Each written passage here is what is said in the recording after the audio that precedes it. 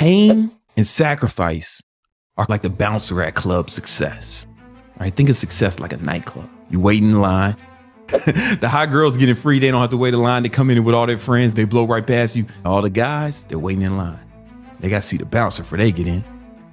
But he's not checking for your IDs, player. He's checking to see if you are soft and or weak. And if you are either one, you ain't gonna get let in the club success. But here's the thing. The toughest among us, the ones who are most willing to endure and the most willing to sacrifice, man, not only do they get in, they popping bottles in there. They in the VIP, standing on the couch with Chris Brown in them. That's who them hot girls came to see. But you may be thinking, man, oh shit, sacrifice. Oh, I want to enjoy life. Shut up, loser. Any asshole can enjoy life. We're talking about success. All right, now check this out. Sacrifice, you may be thinking it's a bad thing, but I want you to understand that even if you don't sacrifice for your goals, let's say you don't do it, you say, fuck it, I just want to enjoy life, you still make a sacrifice. Because if you're not willing to sacrifice for your goals, then the goals become the sacrifice. So you got to make a sacrifice either way, dummy. It's just which one do you want to sacrifice, man? Your goals, your dreams, your hopes, your aspirations, the respect of your children and your wife? Or you want to sacrifice some temporary, momentary pleasure?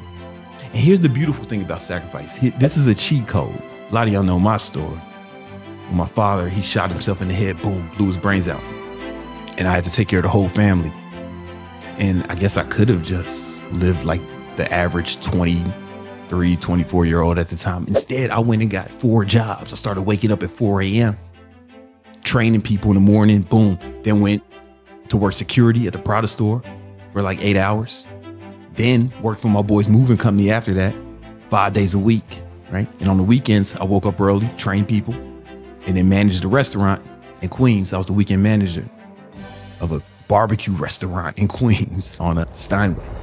That was like 12, 14 hours work days every day for like 2 years. And it was a lot of sacrifice.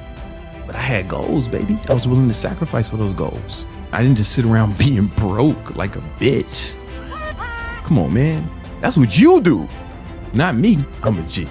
So I was sacrificing for the goals. I missed all the barbecues, and I'm black. I missed all the barbecues, all the basketball games, all the fun entertainment. I missed out on a lot of recreation. But here's the thing. When I finally started to accomplish some things and I had some opportunities to take part in recreational activities, I enjoyed it more than the people who were doing it all the time, because sacrifice makes you enjoy the thing you're sacrificing for more. Real shit.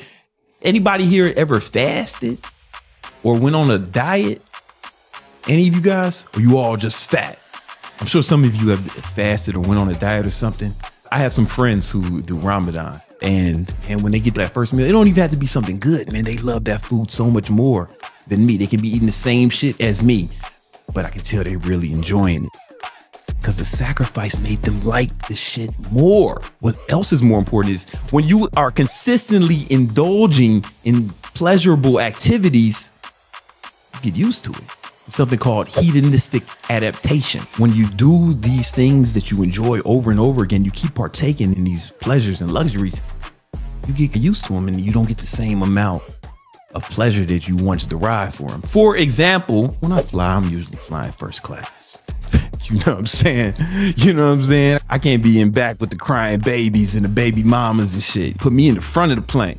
And then I do it all the time. Now, the very first time I flew first class, man, I was feeling it, man. I was like, I'm gonna make sure I don't sleep.